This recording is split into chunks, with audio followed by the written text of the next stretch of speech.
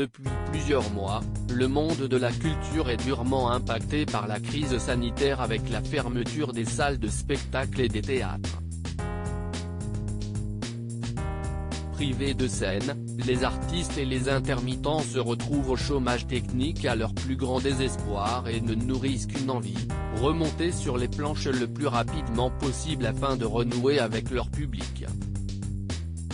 Ce jeudi 25 mars, Julie Gaillet a eu la joie de remettre les pieds dans un théâtre pour une raison très spéciale. Ce n'est pas pour jouer la comédie que la compagne de François Hollande a foulé la scène du Théâtre de la Renaissance à Paris mais à l'occasion d'une séance photo.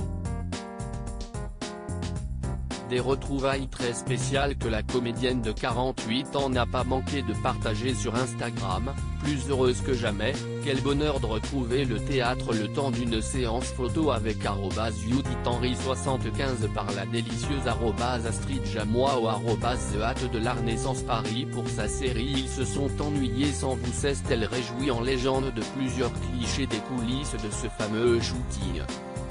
Dans les commentaires les internautes ont été nombreux à déplorer la fermeture des théâtres, vivement la réouverture Julie, nous aussi on veut du théâtre. Et pas seulement des scènes de rue. Merci pour ce partage si est déjà un aperçu, vivement le retour de la culture peut-on ainsi lire. Julie Gaillet remontée contre le gouvernement particulièrement remontée contre les choix du gouvernement dans la gestion de la crise sanitaire, Julie Gaillet avait déjà exprimé sa colère concernant l'oubli du monde de la culture par l'exécutif. Le 8 mars dernier, elle poussait un violent coup de gueule à ce sujet dans ses avous.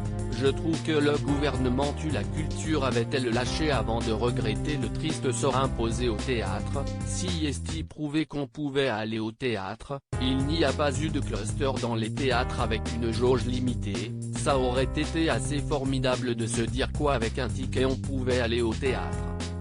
A-t-elle déclaré avant de dénoncer une injustice, je pense qu'il y a une volonté de choisir quel secteur on décide d'ouvrir et à un moment donné je pense que l'exception culturelle s'y est français.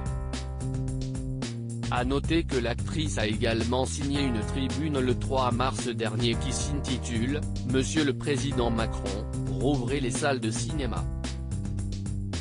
Maintenant.